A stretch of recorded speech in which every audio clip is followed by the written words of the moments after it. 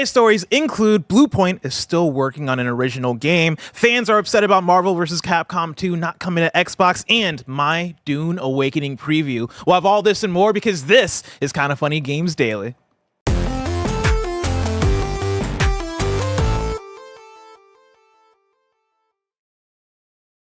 Yo, what's up? Welcome to Kinda Funny Games Daily for Thursday, June 20th, 2024. I'm one of your hosts, Blessing Adeoye Jr. Joining me is WWE superstar Greg Miller. Hello, Blessing. How are you? Doing good, Greg. How are you doing? Good. We're closer than usual. Yeah. No, I like it. Does the shot seem too close? As I look at it, I'm like, we look like we're about to hug.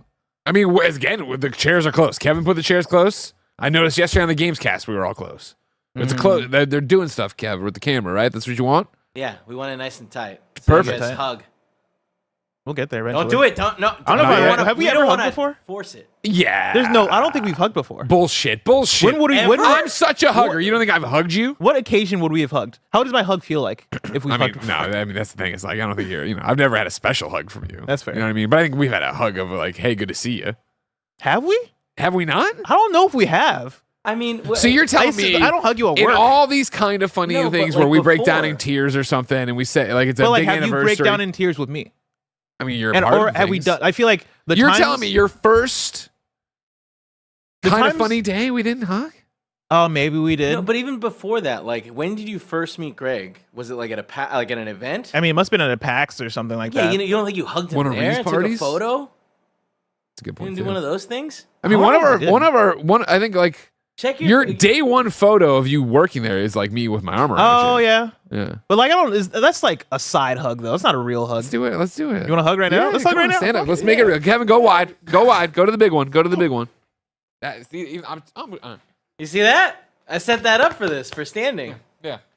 That feels All right, good. everyone I enjoy feel that. good. Yeah. You're It wasn't muscular very too. long. It wasn't Thank you, I very long, appreciate it. though. Wait, I've been- you still doing the gym stuff?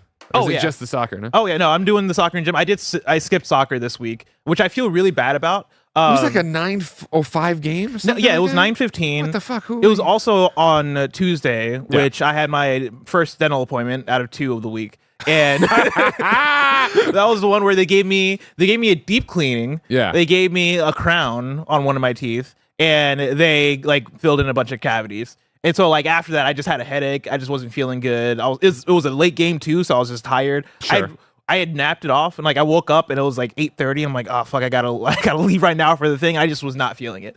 I was not feeling it, and so I skipped the game this week. I think the first time I've skipped a soccer game. Okay. Which I feel a little Once bit guilty. Once you start now, it's so easy to skip them all. Yeah. You know? But the thing I do feel good about is my gym partner, Katie. Like usually I go to the gym with her on her membership. She has like the buddy pass. Yeah.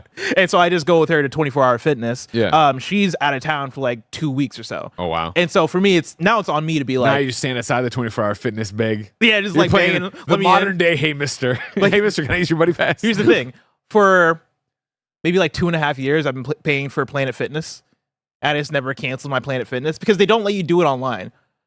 You have This to is walk Snow Like in. Mike's story right now. Yeah, you have to walk into the building if you want to cancel your Planet Fitness. And so Yeah. like because I am who I am, I'm just like, okay, well, I'll just let it I'll just let it go. It's funny, I'll cancel every single one of my streaming things, Yeah, but I won't yeah, cancel my Planet Fitness. So like this week I was like, well, I'm paying for it. Katie's gone. Let me just do it. Let me just go to Planet Fitness. And I did it. And I felt good. Oh, good. Okay. And I think I might start going more, actually. I think I might try to add in more days of the week to go to the gym. Add more days. Yeah. And so you're going to see me Getting slowly, yacked. slowly getting yacked, slowly getting bigger. Shout out to Snugs who gave a super chat and said, "Here's $2, please hug." So we did that for them. You know what I mean? I think also with the hugging thing is the fact that we were working from home for the longest time. Yeah, and that was like makes 2.5 That years was the there. thing where it's like it makes sense of post 2020 when we would get together for something we wouldn't hug because we were all social distancing. Yeah. But like for you starting, I feel like we would have hugged. Even your up and comers week, we must have hugged at some point. I remember saying goodbye to everybody during my up and comers week at the end of it and like hugging everybody. And then I go to you and you like specifically do a handshake. And I was like, oh, he's professional. You're not getting me. Yeah. I'm not getting a sexual harassment I suit. was like, oh shit. I gotta take this man seriously. Also, I want to point out, I smell like ladies' perfume. Heads Today? up. Yeah. I didn't smell I it. backed off. I hugged Lucho's wife at Lucho's this morning. This will all be documented in my Gregway. And You so hugged Lucho's well, I wife? hugged Lucho too. But Okay, his wife, okay. It's one of those, they were walking in for their day of work. And so I think she had just put perfume on. So I got back in the car. I was like, oh, I smell like her perfume. Not my usual bouquet. I mean, I didn't smell. Okay. I don't smell any either. Okay, so good. You're good. Greg, enough about that. Let's talk about today. Because remember, this is Kind of Funny Games Daily. Each and every weekday, we run you through the nerdy news and you know about live on YouTube, Twitch, and on podcast services around the globe. If you love what we do, support us with the Kind of Funny membership on Patreon or on YouTube to get all of our shows ad-free, watch us record them live, and get a daily exclusive show. For a chance to be a part of the show, submit your thoughts and opinions as YouTube super chats as we go. Housekeeping for you. We're an 11-person business all about live talk shows. That means today, after Kind of Funny Games Daily, you'll get Gamescast, which is a one-on-one interview with Greg Miller and Lazlow that you know from GTA, but now he's at Absurd Ventures. Go check out that Gamescast right after this for what I'm sure is going to be an incredible interview, incredible one-on-one conversation. And then after that, we got the stream, which is chained together with Mike, Nick, and Andy. If you're a Kind of Funny member, today's Gregway is called God Bless Luchos. It'll all be explained. There's Lucho's. You can go see him. Go hang out there. Go meet Lucho and his wife. I'm glad they're still in business. They're crushing over there too. They're always on the eater things now and the top things and the best things. Good for them. And then heads up for tomorrow. There is no Game Showdown this week. We're doing an Elden Ring Marathon all day tomorrow starting after Gamescast. So get hyped for that. Thank you to our Patreon producers, Kieran Hovasapian, Carl Jacobs, Fargo Brady, and Delaney Twining. Today we're brought to you by Shady Rays, Harry's, and A Better Paradise. But we'll tell you about that later. For now, let's begin with what is, and forever will be, the Roper Report. It's time for some news. We have 6 stories today. A baker's dozen! Somebody in the Twitch chat says, is that Lazlow from Adult Swim? Is that the same guy? I mean, Lazlow, I imagine, is Lazlow. I know Lazlow from GTA, from Rockstar, from all that. Like, you know, from fucking He was on all that? Chatterbox. That's crazy. He's a radio personality, so I would imagine. I know he does a bunch of stuff in production now with his own thing, but I would imagine it's the same Lazlow. But if not, it's Lazlow from GTA, from Chatterbox. Come on. Are you fucking From kidding me? Right now? WCTR radio. Actually, I don't know if that's accurate. Well, it sounds right though. WCTR is like the talk radio, I believe, in San Andreas. I forget if Lazlow's on that or not. I think he was. I don't know. Yeah, you're wrong. We'll figure it out here in the interview. Story number 1. PlayStation's Bluepoint Games is still working on an original title. This is Tom Ivan at Video Games Chronicle. Bluepoint Games has said that it's still working on an original title for parent company Sony Interactive Entertainment. PlayStation announced that it had acquired the studio in September 2021, almost a year after the release of its last game, a Demon's Souls remake, which was a PS5 launch title. The deal cemented a long-running relationship between the platform holder and the Austin, Texas-based studio, which has traditionally specialized in remakes and remasters of older games. However, when Sony's acquisition was announced, Bluepoint president Marco Thrush said the studio was aiming to work on original content going forward. Quote, "Our next project, we're working on an original content right now," he told IGN. Quote, "We can't talk about what it is, but that's the next step in the evolution for us," end quote. With almost 3 years having passed since the acquisition and the PlayStation business having recently undergone significant restructuring, Bluepoint's head of technology was asked by a fan on X if the studio was still working on original content. Quote, "Nothing has changed since our last statement that we are working on an original title," Peter Dalton replied. Quote, "Everything takes time. We are committed to sharpening our skills," end quote. 2021. September 2021. And a year before that, since they released their last game, it's been almost 4 years. More than 4 years? Demon's Souls was a launch game for the PS5 in the fall of November 2020. So yeah. Almost 4 years. Yeah. When are we going to hear about this? When are we going to see it? Apparently when it's ready, right? I mean, this has been PlayStation's MO, it seems, for the PlayStation 5 generation. And we could probably dial it back before that, right? Of really coming out and announcing these games that are going to be the ones they talk about, and then they announce the next ones when they're ready to talk about them. Yeah, it's that weird thing of, I still think, just because I'm a classically trained PlayStation fan, it's bizarre that we haven't gotten a teaser that, hey, Ghost of Tsushima 2 is happening. Hey, Bluepoint is working on this. Hey, but like, I think it's in one respect, it's for the best, especially with how long games take and how long they gestate, and also I think PlayStation isn't afraid to kill things in the crib anymore. And so I think that, hey, prove it. Let's not announce this thing, this new IP, this new whatever you're doing, new thing Sony Ben's doing, new thing, et cetera, anybody's doing, until we're there, because we don't want another Last of Us multiplayer on our hands. We don't want to say, this is what we're making, we're working on it, here's concept art, we're really excited. You know what, we're not doing it. Yeah. Like that is more, that's a bigger letdown than PlayStation's got no games. And then all of a sudden they do a PlayStation showcase where they show 4 first-party single-player games that are coming in the next 18 months. Yeah. I tend to agree with you as far as like I think this is the right decision. Let's not announce things before they're ready. Let's like wait until we're sure about these projects before we let the world know that these are the games that are happening. I have also seen the talk online, which online talk is just online talk, right? That doesn't translate to money. That doesn't translate to actual success, yada yada. But I've seen a lot of the sentiment online that PlayStation, and you can even extend this out to just current gen consoles between I guess PlayStation and Xbox. It feels like you're not getting new PS5 like exclusive games. Yeah. Right? Like the big games that we've gotten have mostly been on PS4 for the most part, or like it feels like you're not getting as many games as quick of a clip as you were for the PS4 generation. Do you feel like that is just perceived that way because they're not announcing everything? Because we don't have like a gigantic slate of games where we're like, oh yeah, and Ghost 2 is coming, yes and Bloodborne 2, and I think it's just that we had been spoiled in the PlayStation 4 generation for the most part, especially at the end of it, where it's pandemic, this sucks, wait a second, here comes Ghost, here comes Last of Us, back to back, right? You know what I mean? It was the idea that even before then, before the release of then, you talk about these multiple E3s, right, where they showed Last of Us, they showed Days Gone, they showed Ghost of Tsushima, right, with the guy playing the flute and everything else. Like, I feel like it was just, they were talking more, whereas now they're not talking. So I think it's also the fact that when you start to poke a hole in that argument, people are like, well, not those games. You know what I mean? Of like, well, what about Helldivers? And what about Astrobot? Well, not those games. Those aren't real games. Those aren't AAA games. It was like, well, now we're picking and choosing. But again, we're talking about systems that are being supported so much by the third party. And again, this is something we talked about throughout the weeks, I guess, but definitely this week on one of the shows.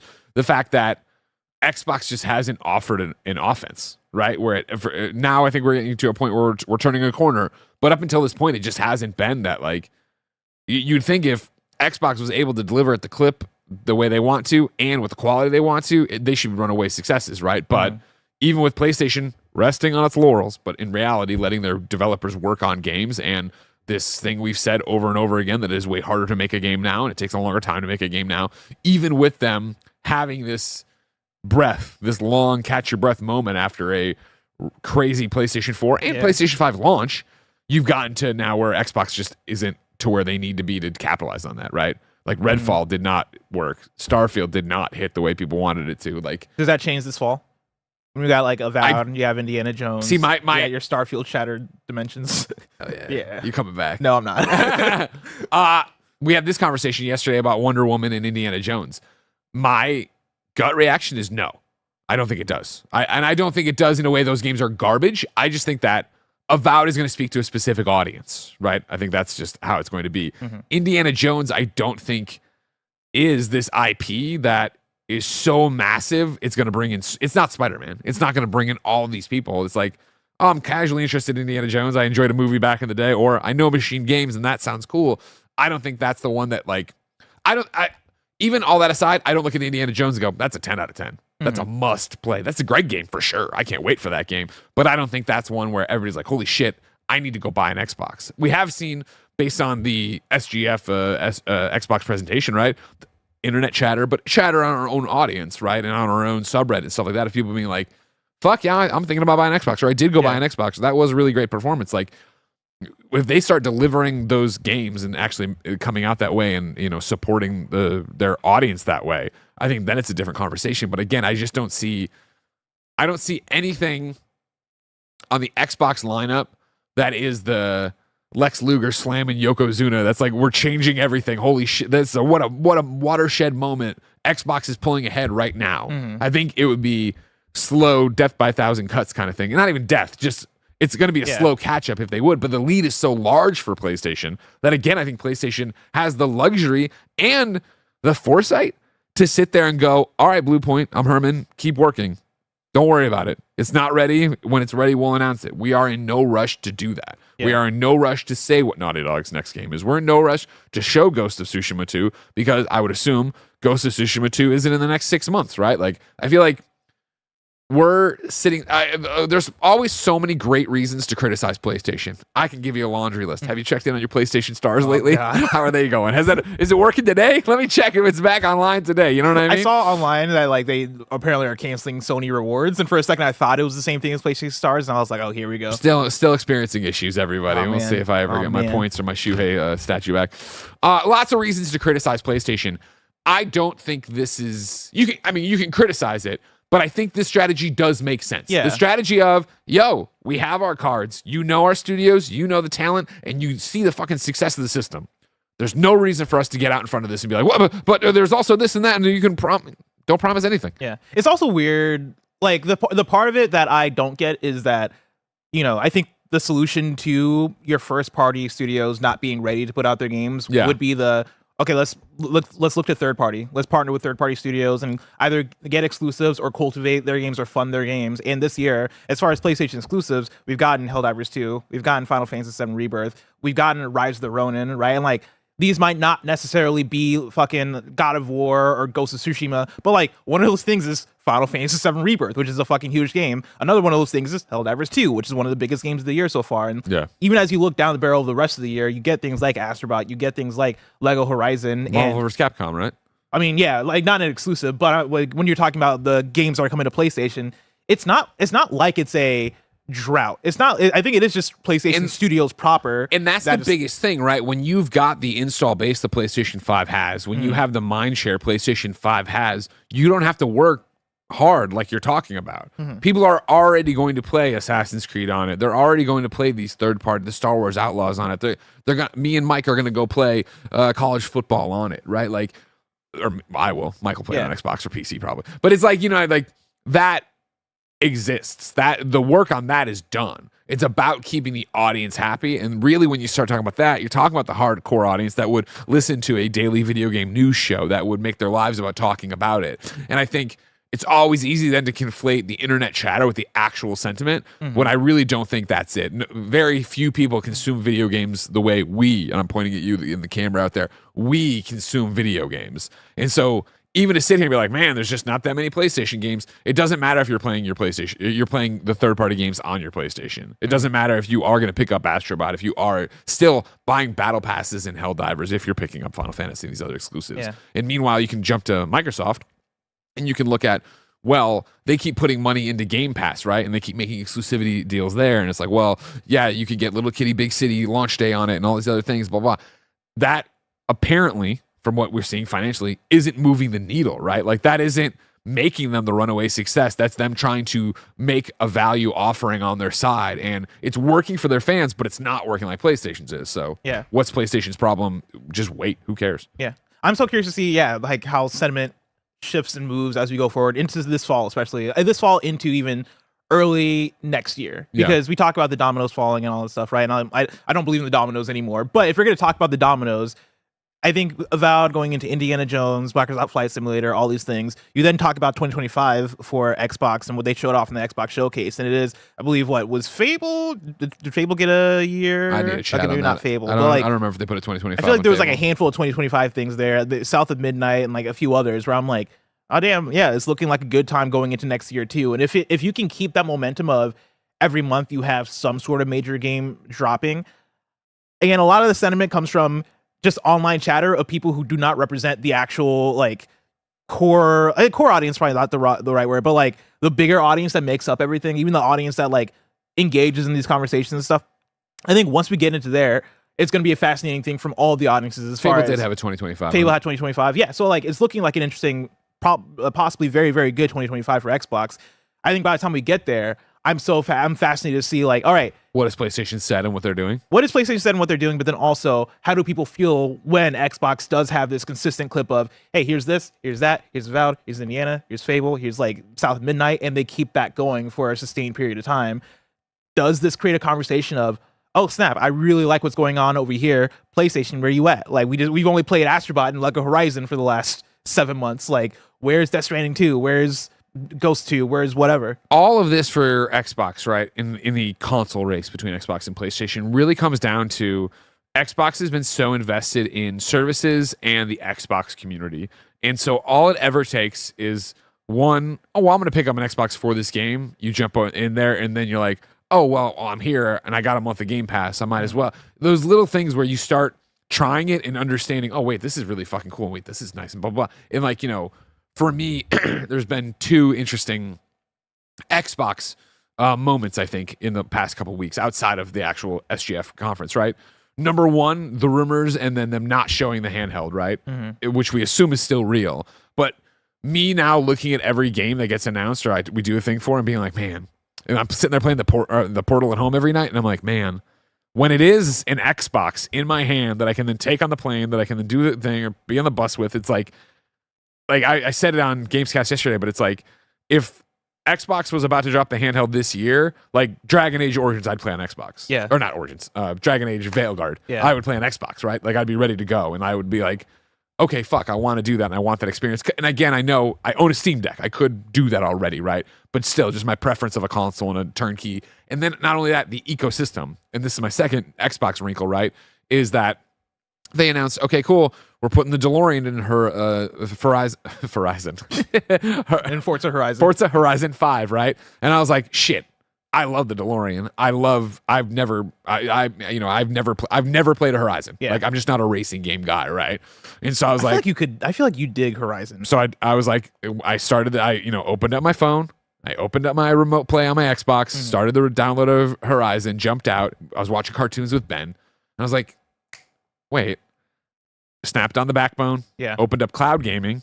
Opened up Forza. Jumped in. Him and I are playing it, passing it back and forth. And I'm like, holy, and again, it just works. And it is flawless to my, my naive eyes, right? I mean, that's what I do. Even for me, I'll do that with Steam Deck, where I'll be in bed with my Steam Deck, and I'm like, all right, I want to play something that's Xbox. And usually it is like you can like set up Xbox Cloud through Xbox Game Pass or whatever. And every single time I see Forza Horizon, the latest one, and I'm like, let me boot that up because I know how that looks. I know how that's supposed to look. And I'm every single time shocked when I boot it up through Cloud. And I'm like, oh yeah, still looks good enough. And that was the thing where, me and Ben are passing it, playing, enjoying it. And then yesterday, Ben now can accelerate. Yeah. This is a big deal. Understand. For Hot Wheels Unleashed 2, I always have to accelerate for him. For Forza yesterday, he understood of holding R2 and actually moving the stick. He just likes to do donuts, though, so it's kind of hard to advance what we need to do. So I was like, you know what? I got time between the shows yesterday. I busted out the backbone, snapped it on. I was doing it, playing at my desk, driving around as a DeLorean, and I walked over to Mike, and I'm just like, can you believe this is what the future is? Like, we're doing it right now. Like, I'm just on Wi-Fi doing this. It's got the DLC that I bought. I bought the DLC through the Portal Online. I actually got a code for it, but I used it online to redeem it. I've got it at home, sure, downloaded. I'm using it here. It's all attached. It's all doing the damn thing. It's all right there. And it's just one unified system. And it feels like it all talks to each other. The interfaces all look the same. It's like, this is so good that if the handheld can be like that, I think it's going to be an interesting thing of losing me even, right? Of bleeding off of it. I mean, this is a joke I was making. And it was kind of a joke, but I was having a conversation with Roger, and I think Mike might have been part of the conversation too, where this is before we had officially sunsetted PS Love You and XCast, and like before we had transitioned to doing Gamescast every single day. Yeah. And I was joking with Roger. I was like, yo, once we finish doing PS I Love You, I might just as like a experiment, just play all my third-party games on Xbox. Just as like a way to be like, yo, fuck you to the people in the audience. Oh, you suck. But like just as a fuck you to the people who like always throw shade at me for like, oh, he's a fucking PlayStation gamer, oh, he hates Xbox or whatever. I'm like, dude, what if I just play Xbox games for the rest of the year? Yeah. I think once we get like enough of things like the Xbox portable system or like things that bring me into the ecosystem in a way where it feels natural for me to go, oh yeah, let me just play this on Xbox as opposed to PlayStation. I'm there, right? Like, I mean, it already works with me because the obsession with Starfield, right? And turning that on, even if it's just to download the creations or look at the fucking Batman suits or the goddamn Mandalorian suits now in Starfield. I jump in and then it is that thing of, oh, Game Pass. Wait, open it up. What has been added that I have? Oh, download it. Am I going to actually play it? Who knows? It doesn't matter. It's there if I want it. It's a fascinating time, and again, my obsession with trophies and my connection to that universe and just being the PlayStation guy, I doubt I'll ever fully leave. You know what I mean? But I do think that, again, for these kind of games that are the everlasting gobstoppers of like, oh, I'm going to be here forever. Like, I was joking around about it that if the handheld, drops and does its whole goddamn thing and it works as well as it is, thank God Starfield's already there. But then it will be that thing of like, sucks that I did Fallout 76 on PlayStation but even though I'd need an internet connection for wherever I was, it wouldn't matter.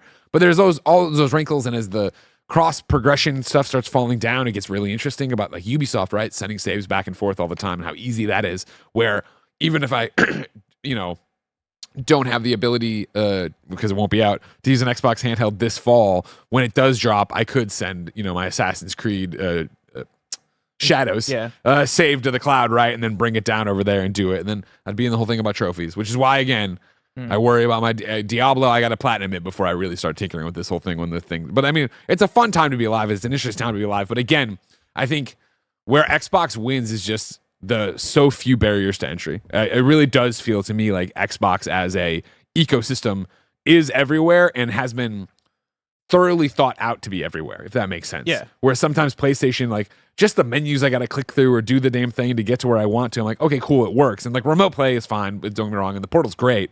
But Xbox has a way of feeling like we don't need anything, even though I want the handheld. Yeah.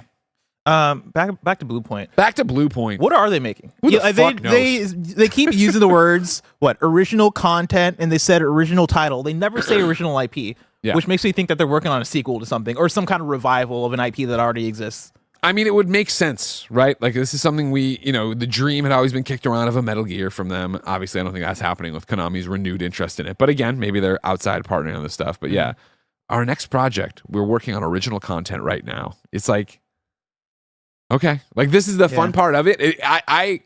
We're working on it. The only second thing they've said here about it is, nothing has changed since our statement. We're working on an original title. Tenchu 5, here we go. Woo! Tenchu 5. Oh, snap. Huh? And reaching in the bag. Huh? Does PlayStation own Tenchu? Shut up! Don't ask questions. Thank you. Woo! Thank you. AJ Brun says Bloodborne sequel. Another dream that's kicked around all the time. They're not going to do that. No, I don't think so. I don't think you do that without From. I don't think so either. Yeah, I think that would be... I think From would look at them away like, oh, really? Like, sorry, like we made that. Not that like they have that authority, but I think PlayStation wants to foster that relationship with From Software and not rub them the wrong way whatsoever. See, I think making a Bloodborne 2 would do that. My one wrinkle to that is that I don't think it's a blood feud, obviously, like Kojima Konami. So I think you could massage that one, where you would be like, hey, we are doing the sequel, and obviously the people from are executive producing, and they're for the presentation. Why can't I remember the State of Play? No, the From Software guy's name. Miyazaki? Miyazaki. Yeah. I was so caught up on Mizuguchi. Thank you very much. Miyazaki, right? Have him be executive producer on it. When you announce it, he's on stage or in the presentation being like, From Software is busy making all these amazing games, but we're excited. We saw their talent with Demon Souls. Yeah. We're happy to consult what they're doing and all these different things, blah, blah. Like, that would be fine. Then you'd be like, okay, cool. You'd still get the whole problem of everybody playing and be like, oh, it's not as good. And that's my wrinkle to that is, one, how much bandwidth does Miyazaki have to like work on a project like that? How much is it going to be involved in the project? I do think that From Software and Miyazaki for a Bloodborne 2 would want to have a lot of involvement. I think Bloodborne for From Software, like that's one of their highest, like, I guess like the From Software fan base when it comes to Bloodborne, that is like we know you for this, right? It is Dark Souls, it is Bloodborne, and it is Elden Ring. And Bloodborne, I think, has like this special attachment to them where it's what we talk about with like Uncharted or Last of Us. But that's my whole thing where it's like, I understand the attachment to it for sure. Yeah. But like, I think there is not even, it would be this aggressive, but there would be the rubber meets the road of like, that's great. We own the IP and we're doing this with or without you. Like, you know what I mean? And I don't think it's a blood feud to the point where they'd be like, well, fuck you then. Like, I feel like, especially with what they've done and how successful Elden Ring is, right? Like, you're right that people know them for that, and that's the lineage and the way fans have found them. But I think fans are wise to it now of who they are, what a FromSoft game is, what a Souls-like is, and that, hey, Elden Ring is their shit and they own it, right? Or does Namco own it? Do we know who actually owns the IP? I think From Software owns it. I think that's their thing. So that's where they're going to go, and that's what they're going to continue to do, right? They did the thing where they made their name, and now they can make whatever they want, and they should own their own IP. I think that PlayStation could, with money and whatever, make it make sense for them. But I don't think that's what it is, though. That Bluepoint's working. Oh no, I don't either. I don't either. Yeah. I don't know. My hope is like, I feel like Uncharted isn't out of the realm of possibility. The problem is this. Bluepoint is so good at making games and remastering them and using them, blah, blah, blah, that like, I don't know what their identity is. I don't, you know what I mean? Like, who is Bluepoint? Like, that's the biggest problem. Obviously we know the talent. It's clear as day. We've seen them make and remake and help get all these games remastered and whatever the fuck you want to call it out the door, right? But what is their identity? What do they want to make? What, like, it's not even that you can sit there and be like, oh, they remake this type of game. It's like, no, right? I mean, what the games they remade so far have been Shadow of the Colossus and Demon Souls, and there is like some thread there as far as like dude with sword game. Sure. And like honestly, Demon Souls and Shadow of the Colossus is not that far off as far as like the vibes, and it's like there's a lot of Shadow inspiration and like the From Software stuff too. I don't know if there's like a franchise in PlayStation's ownership that aren't either of those two things that Bluepoint could dig into to bring back in that way. Yeah. Like, I don't think you make a Demon Souls 2. I think that'd be bizarre. No, I don't think you do that either. I don't think you make another Shadow of the Colossus. I think that'd be bizarre too. Maybe you make a new Dark Cloud. Just looking down the barrel here. You know what I mean? I mean, Games developed 2006 Blast Factor. If you want to get weird, 2009 God of War collection. if you want to get really weird, yeah. actually, Gravity Rush has a movie coming out. Yeah, they did Gravity Rush remastered. But again, Who made was that just Japan Studio? Who made Gravity Rush? yeah, right? Yeah. My thought there is that what a horrible return on investment. Yeah, no, You're right. like, I agree with you. It's like, But I would say that about doing a Gravity Rush show, where it's like, why are you doing this? that one I feel like, yeah, you've got And to. you're doing this without a project, without like some kind of game alongside it. I do think that reveal would be so underwhelming at a PlayStation showcase where you see the Bluepoint logo and you see the Gravity Rush, and me, you, Tim, Andy look at each other like, oh, all right, cool. Like, out of all the lists, this is the one we would have chosen. But there is a fan base out there for Gravity Rush. Sure, yeah, I know. I'm sure both of them would be very excited.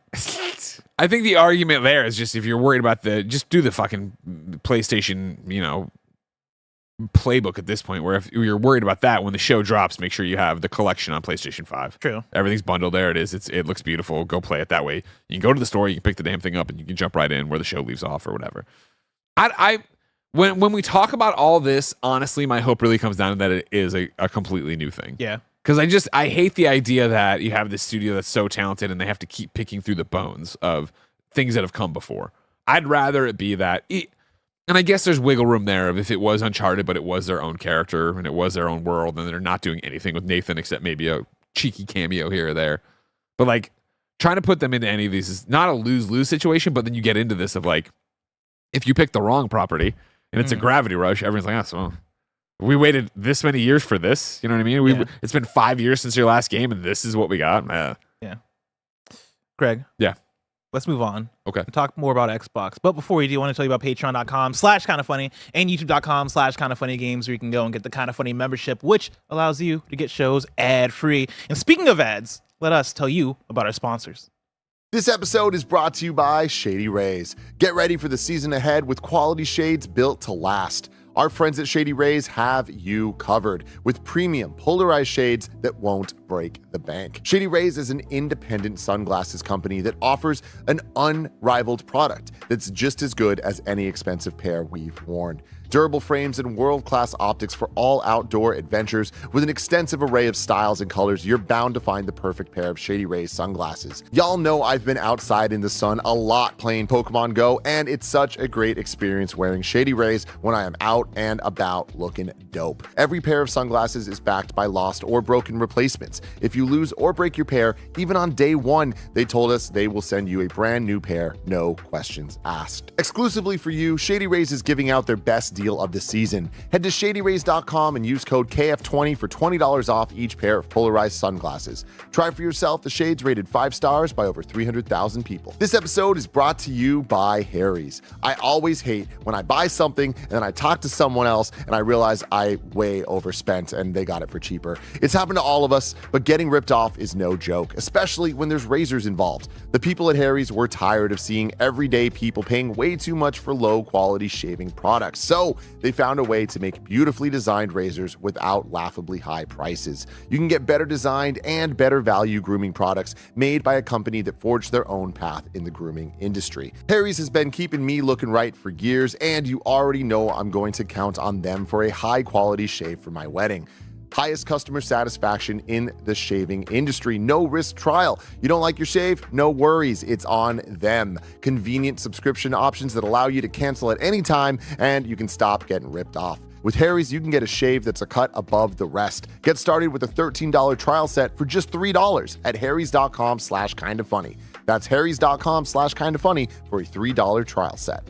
This episode is brought to you by A Better Paradise. From the writers of the Red Dead Redemption and Grand Theft Auto series comes the new immersive audio fiction podcast, A Better Paradise, Volume 1 and Aftermath. Set in the near future, A Better Paradise tells the story of the ill-fated development of an ambitious but addictive digital game world project led by inventor and psychologist Dr. Mark Tyburn. As the advanced software they developed began to deliver unexpected and disturbing results, the team fell apart under strange circumstances and the project was abandoned. The game world and the super intelligence within were discarded, left dormant and undiscovered.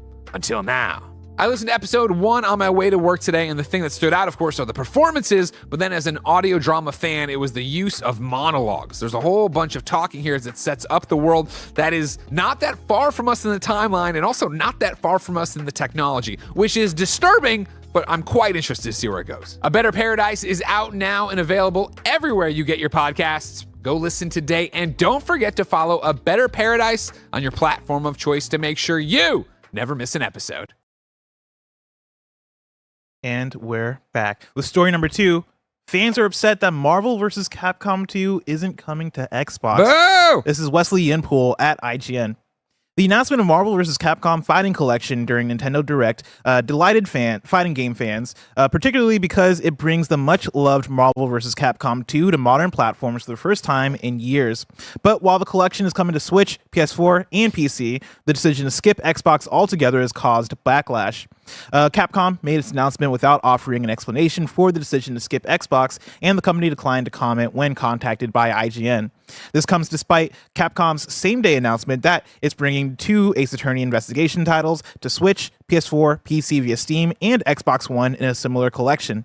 Indeed, the Marvel vs. Capcom series has a long history on Xbox platforms. Marvel vs. Capcom 2 itself launched on Xbox in 2002 and again on Xbox 360 via Xbox Live Arcade in 2009, and the last game in the series, Infinite, launched on Xbox One in 2017. Xbox owners have reacted to the news with a mix of bewilderment and anger. The backlash was strong enough to cause the phrase "no Xbox" to trend across social media, and there are angry comments on Xbox subreddits and discords. One Redditor said, quote, "I have a Switch, but I play all my fighting games on Xbox with my arcade stick. It's an absolute gut punch it's not coming to Xbox, especially considering Ace Attorney Investigations was announced for Xbox." They're really mad about Ace Attorney coming to Xbox. Another added, quote, "The other Capcom collection announced on the presentation, Ace Attorney Investigations, is coming to Xbox, so they are clearly not against putting their games on the console. Then why is MVC not coming? I know I'm in a minority here, but I would buy it in a heartbeat, and there are bound to be a few thousand other people like me. Now we won't have the chance to do this. Such a shame," end quote. Greg, I was following this as it was happening online. Let me tell you. They're very upset. Shocking. I have a tweet here from Sarah Bond, who she tweeted this out the same day as the Direct. Happy Father's Day, Mike. Happy Father's Day. Unrelated to Marvel vs. Capcom, she was tweeting out about Still Wakes the Deep, which, can you believe that game is out? I cannot. Yeah. Not heard anybody talk about it either, which I'm very curious. I gotta read reviews for it. But under the Sarah Bond tweet, Kevin, if you're able to bring this up, I have it linked at the bottom of the article. The replies for this have nothing to do with Still Wakes the Deep. If you go into the replies, it is all people mad about Marvel vs. Capcom. Actually, hold on. Is this the right tweet? Because now, oh yeah, you have to click show more. Show probable spam. Probable spam, and it is all shit about Marvel vs. Capcom. And like I saw this being one of the major things going around where people are like, "Yo, Sarah Bond's Twitter is just being flooded with Marvel vs. Capcom fans being like, why isn't this game coming to Xbox?" Yeah. Have you seen anything about this? Has like this infiltrated your timeline at all? Because I've also seen it with a bit of Horizon or Lego Horizons with that not coming to Xbox. Yeah, there was also the thing of Black Myth Wukong that's coming out on all platforms at launch, but then the Xbox version got delayed, and people were like, "Yo, what the fuck is happening?" I have not seen it. No. I mean, I see on my general feed, I'll see an occasional thing like this, but I'm not in the fighting game community, so I don't see a lot of anger about that. But I've seen the headlines, and I've seen that part of the reaction to it. Yeah, coming off of this is back to our point from story number 1. What's PlayStation 5? There, you know what I mean? You're not even going to notice that there's no first party games because we're just stealing all these other games. But like one of the things I saw shared in relation to this, and I don't know how much it has to do with like specifically Marvel vs. Capcom, but I thought it was an interesting conversation, was from Skill Up, his channel, well, the Friends Per Second podcast. Skill Up was talking about yuck, you know what I mean? Fucking Jake Paul Dino. You know what I mean? Gross. Skill Up was talking about how he had had somebody on his team that was surveying some developers about like, why don't some games come to Xbox? And I think particularly they're talking about indie games, but one of the answers that got back to them was the fact that like there's a conditioning on Xbox platforms regarding new games and players not showing up to them as much because they're conditioned to like expect things on Game Pass as opposed to like want to buy new things. Sure. I don't know how much that applies to something that is AAA like a Marvel vs. Capcom, but I know that is like a collection of an older game, so maybe there is some like Capcom looking at it and going, oh, we know this is going to sell less here. It could also be player base of how many people have a PlayStation, how many people have a Switch, how many people have an Xbox.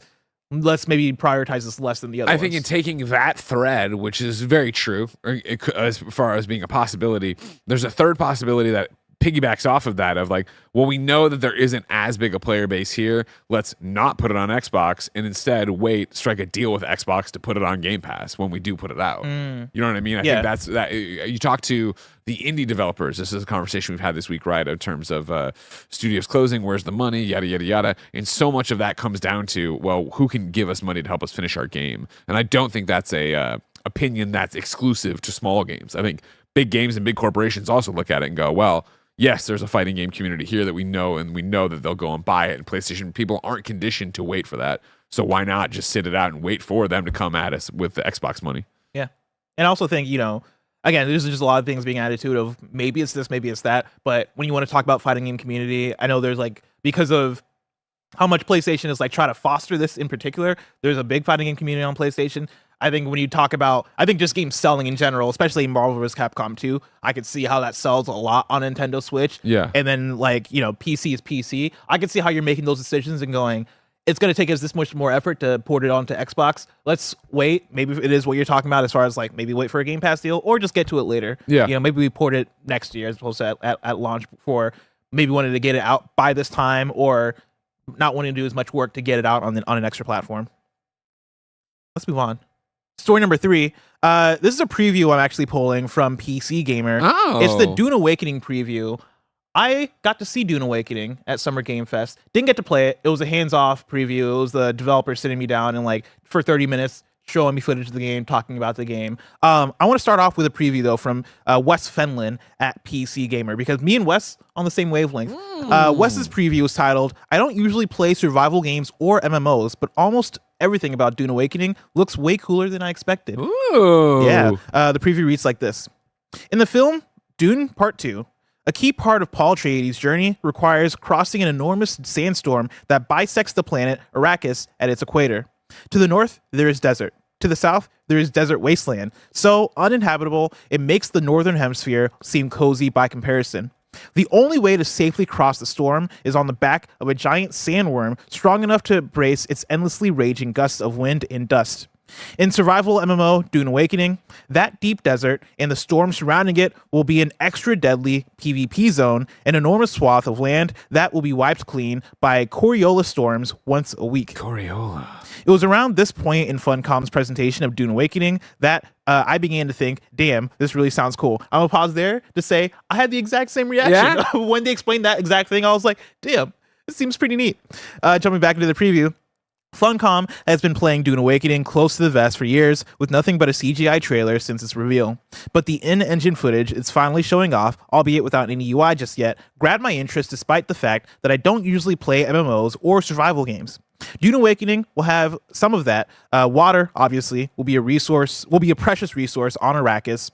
It also features some ideas I'm not sure are common in survival games yet, like the ability to save a blueprint of anything you build so you can recreate it in a snap, and the ability to sell those blueprints to other players in a system called the COAM Exchange. The CHOAM Exchange. CHOAM! Awakening aims to be the style of MMO that lets you ignore the story and combat to make your own living as a builder and designer if you fancy it.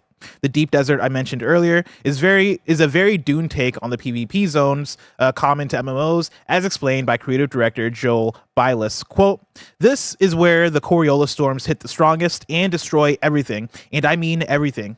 We put very valuable things in the deep desert, so what I'm hoping is players use the blueprint system to take a copy of their buildings, take them out with them, set up logistic bases in the deep desert with the knowledge they'll be wiped every week, and they keep their home decorated and nice back in the safer desert. But they're continually going out to compete with other people over the spice in the deep desert and compete for harvesting operations," end quote. Another innately Dune twist on the basics of a survival game, what Awakening is doing with spice, not just as a resource you gather for money, but as the thing that binds it all together. Quote, "I don't want to spoil too much, but as the player is exposed to spice on the planet, they start to experience things," he said. "It's part of what drives them through the game. To tell a good Dune story and make a good Dune game, you really need to put spice at the center of it. It drives the economy. It's what players are fighting for. It's what players are competing for. You can get addicted to spice. If you take enough spice, you can change the way your abilities work. Spice is a very strong central line. The more spice you take, the more spice you need, right? It's really something we want you to think about as the player." That's where I'm cutting the preview. Okay. I was interested in doing this. I remember I think you would put in the Slack of like, who's interested in seeing Dune Awakening? And I had like raised my hand and I was like, oh, I kind of want to see it. Yeah. And the reason I wanted to see it is because I was coming off of watching Dune 2 and I fucking loved watching Dune 2, right? Yeah. Like I am becoming a new Dune sicko. I don't know if I'm going to read the books yet, Kevin, but I've been thinking about it. Kevin, he's thinking about it. Get him a library card. Nah, I don't know. You don't think it's worth doing? It's like the first sci-fi, so it's like real. It's deep. It's real deep, and I don't know. You know, just watch like 5-hour-long videos about the books. Same thing. Honestly, if I can find a good video essay that's breaking down the Dune lore, I'll do it. I got some recos for you. Yeah, but yeah, like I watched the movie. You had mentioned the MMO, and I was like, I want to see this, and I said so knowing that I am not an MMO person or a survival game person. One of the reasons I'm not either of those things is because those genres very much require you to live in those worlds. Yeah. Right? You are investing, you are playing hundreds of hours, you are in it, right? You're logging in every day for the most part and like playing this video game. When I sat down with the developer and they did the whole explanation, I came out of it being like, oh snap, I'm really excited about this. I really want to give it a try. Yesterday's Gamescast, we did the SGF Awards that I wasn't able to be a part of, but I wrote in my instance for you guys to read. One of the ones that I mentioned that I wasn't going to give because it was embargoed was the 0 to 100 award, I believe. And this, for me, is my winner of that. Where I think the premise of it sounds fascinating. This game takes place... Greg, how much do you know about Dune? Very little. I have been in the room of both movies. Okay. So Jen likes Dune, so they play around me while I play video games generally, and I'm like, Sandworm, blue eyes. Oh, his mom's doing that. Okay, I like the talking thing. Here's the thing, right? Paul Atreides, aka Timothy Chalamet. Jesus. Exactly. He's the Lisan al-Gaib. He has this ability to sort of like kind of peer into the future a bit, like kind of see different timelines, different things. Kevin could probably explain it way better than I can. This game kind of takes place in one of those different alternate dimensions. Oh, that's cool. I like that setup. Yeah, and in that dimension, Paul Atreides, never born, Oscar Isaac essentially has a daughter instead of a son, which leads to different events. By the time you're playing this game, where the game takes place, the Fremen, nowhere to be found. Okay. There are two major factions. Those factions are the Atreides and the Harkonnen. The Harkonnen, the bald, creepy people. Sure, Batista. Right? Yes. Yeah, Batista's people. Those are the two major factions. You can choose to align yourself with one of those factions, and like that kind of helps determine the way you play. There's also like different classes that you can start off with, and like when you start the game, you can choose a mentor essentially, and that'll help you base your class. And so like you can choose the Bene Gesserit, which will get you certain abilities. I think they had like a sniper in there that will like again changes the way you play, and as you play, you can find new mentors and do all this stuff. One of the things they showed off was that like, as you level your character, obviously you're unlocking new things. One of the things they showed off was the Kevin, what's the little helicopter called with the wings? Is it like the ornithopter? Yeah, I can't ever say it. I always say it wrong. I say orthocopter. Ornithopter. You nailed it. And it's like this fucking like helicopter that like that flies around. They showed off like, oh yeah, you can own one of these, and like you unlock this at around level 40. And when they said that, I was like, damn, that's kind of cool. Again, like there's so many things where I was like, fuck, that's kind of cool. Like I mean, the key to any video game like this, and like getting into a genre, is having something that interests you about the world. You know, Yeah. I think back. No, I'm not even making any jokes here about DC Universe Online, right? Where it's like I never played an MMO. I don't know if I ever would have played an MMO. And you drop it into Metropolis and Gotham City. Hell yeah, I'm gonna play an MMO. And I played 900 plus hours of that. And so I love the fact that you're into Dune, and so you see this and you're like, oh, okay, this is cool. And not to mention the idea of going into the deep desert and it gets wiped every week. That is a really cool idea. Yeah, and that's the thing is I'm fascinated by what are the cool ways that we can do PvP. What are the interesting ways we can do PvP? I didn't play much of like Division 1, and so like I know Dark Zone was a thing. Sure. And when I would hear people talk about the Dark Zone, I was always like, oh, that sounds really fun. That sounds really cool. For me, this kind of brings you just shrug like it's fine. Both Division 1 and Division 2 Dark Zones, at least for me, as somebody who is a PvE player, were never so enticing that I had to do it. I did it for the trophies. I did what I needed to, but you'd go in there, and I think most of the time it would be kind of dead. Yeah. And like the way they described it for this, I was like, oh yeah, that does sound really cool, right? You get the best resources are in that deep desert, and you know as a player that it's going to get wiped once a week. And so you go in there, you do what you need to do, but like that you're on a timer. And that is where the most players are congregated, right? Like this was one of those demos where they showered me with information, and like I didn't want to bust out my phone and write everything because I didn't want to it was supposed to be multiple of us. I was the only person that showed up for the demo. So it was me and like 3 people on their team, and so I'm like trying to be as polite as possible, but they're saying all this shit, and I am not the deepest Dune person. I am not an MMO person or survival person. So I'm sitting here trying to take impress me. That's why I'm here. I'm here trying to take in as much information as possible. But I believe there are a regular location will have like maybe tens of people, but then you get to the deep desert and it's probably like fucking 60 people or something like that, right? Yeah. It's like a lot of people in this thing competing for these resources. Yeah, that sounded really cool.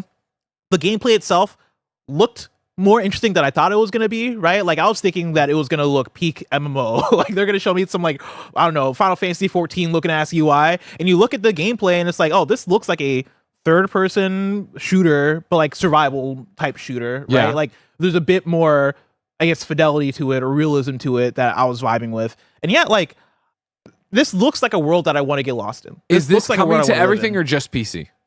Ooh, that is a good question. I don't know that off the top of my head. I'm looking it's coming through to the more press things. release they put out. If I type in Dune Awakening, it says all the platforms: PS5, Xbox One, Xbox Series X.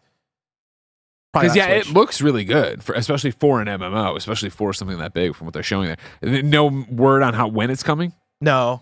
Yeah, I asked them. They're like, we've not announced yet. And so Dune Awakening has recently entered its persistent closed beta, giving access to the full breadth of the game. I will say, seeing it gave me the vibe of don't expect it super soon. Yeah. Like it was early footage that they were showing me, so I could like I could see the demo kind of struggle. They were playing the demo. I could see it sort of like struggling. And so I would think that maybe at least next year. I don't expect it anytime this year outside of like some kind of closed version of it. Very cool. Yeah. I love more than anything that you went to a game that's not your cup of tea, but like you found something in it and now you're stoked for it. Yeah, I mean, it feels like the way you're talking about New World, right? Yeah. Like I didn't want to bring it up because I've talked so much about New World, Ethereum. Ethereum, right? Eternum. Fucking New World. PlayStation 5 version. I'm the same way. Yeah, like that's a world I want to be lost in and go do stuff in. There you go.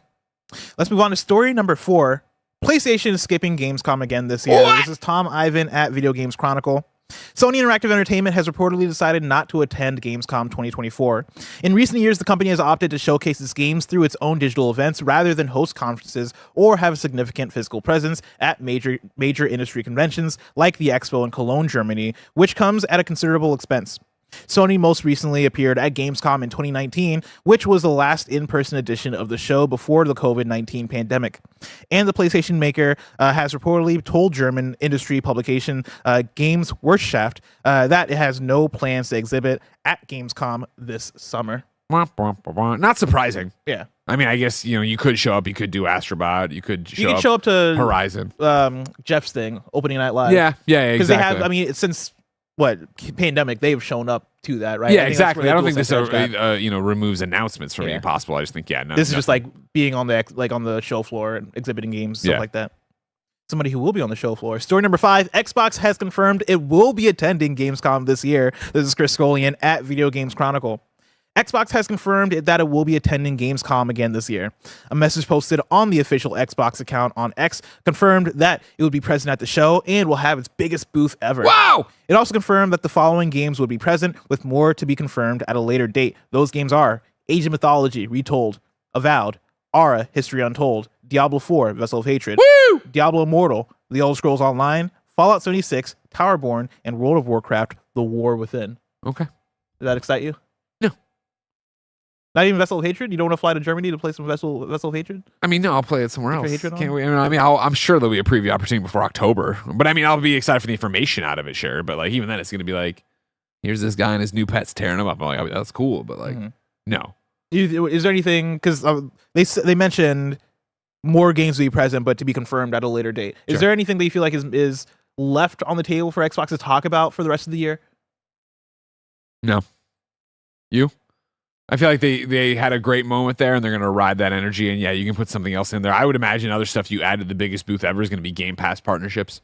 So you have smaller things, the things you've worked with, marketing agreements, have indie games that are on Game Pass there and represented. I don't think you're going to see maybe indie, I guess. Yeah, I was going to say, you say indie games. What about indie game? Indie game of the year. Yeah, opening out live could have the date. Barrett's saying off camera. That would make sense, of course. But maybe even, hands on there would make sense too, probably. You know what I mean? Where is that game? You know, when is it actually coming? Is Tom Henderson right about December? That could be interesting, yeah. Well, but I'm not jonesing now to run all the way over to Germany. Do you think it'll be a big booth? It's the biggest booth ever, they said. But if I wanted something smaller, say the tiniest news I need to know about, where would I go? You go to our last story, the Wii News channel, where we cover all the small news items you need to know about. That's right, it's story number 6. Wii News. Pepper Grinder comes to PS4 and PS5 on August 6th.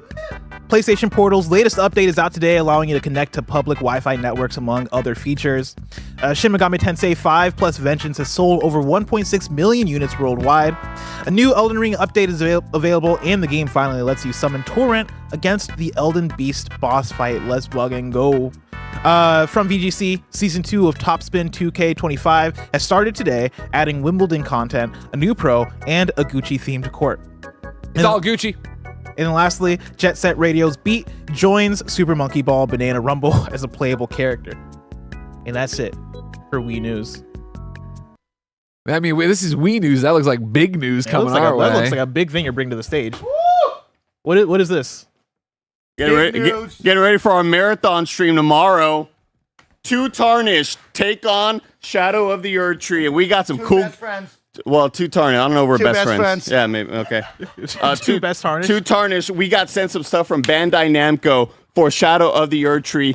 18 inches of Mesmer. Whoa! In addition to, Mike, you want to open up this bad boy? Yeah, hell yeah. Push my computer. Hell yeah. Push Yeah, my what's computer over that big? Is that, wait, which one is Mesmer? Mesmer is over here. This Okay, thing. so what the fuck is this big thing? This is something special. Open that bad boy up, Mike. Open up that bad boy. What does it say up top? Of authenticity right there, Bless. What does it say? Audio listeners, if you can't tell, they brought out 2 big boxes from What does it Bandai say, Namco. Bless? Read it to him. Oh my god, official helmet replica. This document certifies that this helmet is an authentic 2x2 or 1-to-1. I can't say. It looks like a weird font. Scale. I guess it'll be 1-to-1. Scaled reproduction. Look at this sucker. Look at Mesmer right here, Greg. He's got a lot of good details on him. He looks nice. This is America's son. You know who America is? Now, see, if you told me this was a statue of Langley M. Neely, I'd believe you. How are you giving it to Langley M. Neely? He's so tall, remember? Very tall, Lanky. Yeah. Gangly M. Neely. Yeah, knife. Mike, you need I like how Mike was so into it, and then he got to the tape, and now he's just feeling the box. Can't figure out how to do it. Keys on me. I'm trying to punch through the foam. Get a knife. Hold on. There's 18 inches of Don't Mesmer try not to right show there. my keys on camera, because you can like. Yeah, you could 3D print them. Like words. No, it can't work. No, it Nobody's does. 3D printed your keys. It does. from a People can mile recreate away. your keys. That is the dumbest thing. Come on. Listen, No, for the Find your record, house. Come on, let's be for the realistic. record, technology advances every day, and I don't think that's beyond the that could happen one I've day. watched videos about this. Screen capture. You could Yeah, screen people capture. will, like screen capture the keys, then recreate them. We're But trying. like, then they have to still find your house. That's not public information. You don't know, Kevin. I You mean, don't know, listen, man. Yeah, with such a common name, it's gonna be really hard to track him down. Listen, Styrofoam's has Michael Hyam opening. posted pictures from outside our house before? Maybe. Styrofoam's opening They right gotta here. know that you live with Michael Hyam. Wowee. Wowie zowie. Wowie zowie. Holy cow. You got to wear this the whole marathon stream, Mike. I'll wear it. I will. Here it is. Well, you can't even wear it, I don't think. I think Yeah, you no, just, that you might get head trauma. I think if you just wear put that. it on the stand. Yeah. Don't be a I coward, don't know if you're Mike. Don't be a naked. coward, Mike. Yeah, Don't be a coward. It looks like it hurts. Yeah, man. It fits well, bro. It fits real well. Put it on there. Holy cow. Take out the styrofoam. Two best friends. Mesmer the Impaler. Mesmer's flame. Oh, yeah, there you go. They want to keep it nice and safe for you guys. That's Oh, awesome. It even has the number right here on the stand. What number do we get? 5 million or no. 5,321 out of 9,999. Look at that. Wow. Thank you, Bandai Namco. We're gonna put this on our shelves behind us, and you can see it prominently displayed when we do our big marathon stream tomorrow. Two Tarnish taking on Shadow of the Erdtree DLC. Couple be best there. friends. Okay, well, we're gonna be there for a very long time. We'll go as long as you Because push they want it. to, not because they have to. Before you guys leave, Well. Snugs gives us a super chat and says, Mike and Andy, please hug. There it is. There it is. You want me to wear the helmet while I hug you? Yeah! Helmet hug! It'll be like hugging Mesmer. hug! Helmet hug! Helmet hug! All right, we stop that? We stopped that, Kev, yeah. We All right, stopped my that. bad. All right, you guys Great can job. rock this. Thank you. For this show. Oh, thanks. That's Incredible. Yeah, display that. cool. Bless, we just adopted this camera 7 here for a slightly wider shot so that we don't Yeah. have to have the people squat anymore. It worked out perfect. Oh, I love that. No, Worked this out is great. perfect. Thank you for that, Kevin. Good job, Kev. I wasn't looking for praise. I was just. Round of applause for Kev, everybody back home. Oh, stop. We don't need to do that. Chat, please. That's enough. All right, Put up the gold stars for Kevin in the chat. as we settle back in, let's shout out a couple of super chats here real quick. Let's see. Lifted Eye says more PlayStation news. PlayStation credit card is closing. What the fuck is happening over there? Oh, I mean, maybe there's cutting the fat. You know what I mean? Cut Yeah. the fat. You gotta do it. The PlayStation credit card is closing December 31st, 2024. Does that mean if I have the credit card, like I can't use it anymore? Correct. Is That's what it strikes to me. What about all that credit though? You lost. I mean, you still have the score, I'm sure. Damn. Credit score. That's what it's all about. All right, use your rewards, I guess, if you got them. Buses and Bridges says Uncharted 5 question mark. I think this is going back to the Bluepoint. Bluepoint conversation. It's possible. I doubt it.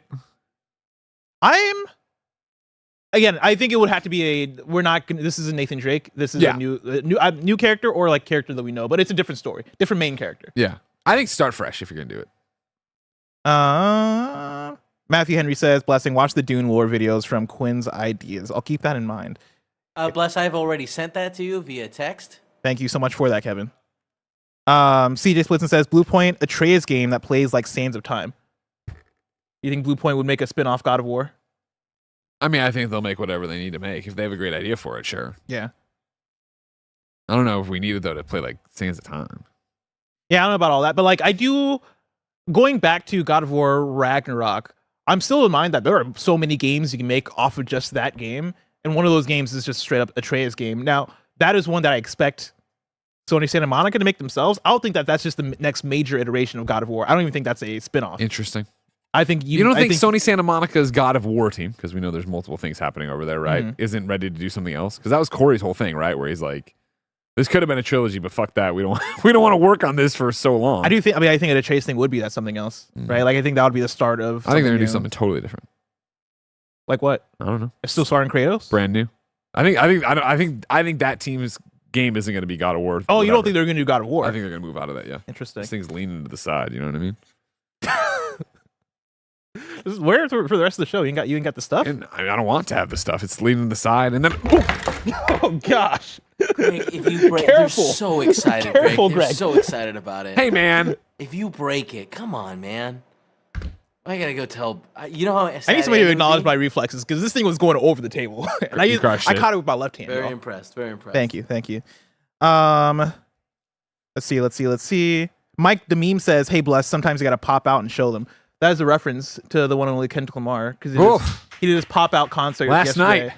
It was a night, let me tell you. Yeah. It was the best Juneteenth ever. It was like you probably saw it on the timeline. Everybody Yeah, of tweeting course. about Yeah. it. Him just playing it over and over again. Him, playing Not Like Us like 5 times in a row. The entirety of LA on the stage with him. I've never seen the thing that blew my mind about it was that, Kendrick at the end of the concert does this whole thing of giving this talk about like community and how we got to come together and how we got to be like, positive forces. Cause like, Kendrick comes from a community that I think generally has shown a lot of violence and a lot of vitriol towards each other. And like, there's been the separation, especially when you talk about like gang affiliation and all this stuff. Yeah. And on that stage, you saw people from different sides as far as like gangs, different sides as far as like, he's pulling from a lot of different people, and like it was really a community moment of bringing everybody together. He does all that and then proceeds to play Not Like Us, which is the song that's about hating Drake. And like I've just never seen anything. I've never seen somebody hate on another person as well as this man. Drake can never come back, right? Like, what's he gonna do? He's got to take a break. Like he's definitely. I think he's gonna go away for long enough to make people miss him. I use miss him in quote unquote, right? Like. Drake's whole thing with Drake is that his music is so prolific in terms of like how poppy it is and how like there's always a Drake song on no matter what function you're going to, like somebody's playing some Drake. I think he has to go away for long enough for people to be like, oh man, we need a pop song to play. Like where's the Drake? But yeah, I think he goes away for a while. Okay. I think he goes away for a while. Now it's time for kindoffunny.com/you're wrong. Rewrite and let us know what we got wrong as we got it wrong so we can correct it for those watching later on YouTube and listening later on podcast services around the globe. Let's see here. I saw this one. So Anonymous says, apparently Marvel vs. Capcom skipping Xbox may have to do with a technical issue with the MT framework. It seems there's no pipeline to make games using it work on modern Xbox consoles, and Capcom doesn't feel it's worth spending the money establishing that pipeline. I saw that making the rounds. I don't know how legitimate it is, but I think it's something worth It's a throwing out possibility. there. Yeah. Kebab says all helicopters fly around. That's their thing. You understand what I mean, though. They have like fucking wings. They look like dragonflies. Yeah, they look like dragonflies. Then Christian Buckley says the PlayStation credit card is staying open. They're just eliminating Sony reward points. Card holders will still have some sort of reward system, but normies won't be able to earn Sony reward points. Imagine if they did trophies on the credit card. How fast I would buy that credit card, or you get that credit card. That's so upsetting to hear. Like your level of trophies can affect your credit score is what you're telling me. Yeah, it's like you have to have like $100,000 of debt on the card to get to get a silver. I'm like, I fucking gotta Jen, I ain't paying it till we get there. Jesus Christ. That's it for kindoffunny.com/you're wrong. Of course, after this, Greg's doing a one-on-one interview with the one and only Lazlow that you know from GTA. Maybe you know him from Adult Swim. I couldn't tell you. It's gonna be a fun time. It is. Tune in. You have to click the new YouTube link if you're watching live on YouTube. If you're on Twitch, stand by, hang out, and have a good time. Of course, this has been KFGD. Each and every weekday, we run you through the nerdy news you need to know about live on YouTube, Twitch, and on podcast services around the globe. If you love what we do, support us with the Kinda Funny membership on Patreon or YouTube to get all of our shows ad-free, watch us record them live, and get a daily exclusive show. Enjoy the Gamescast next and the stream after. But until next time, game daily.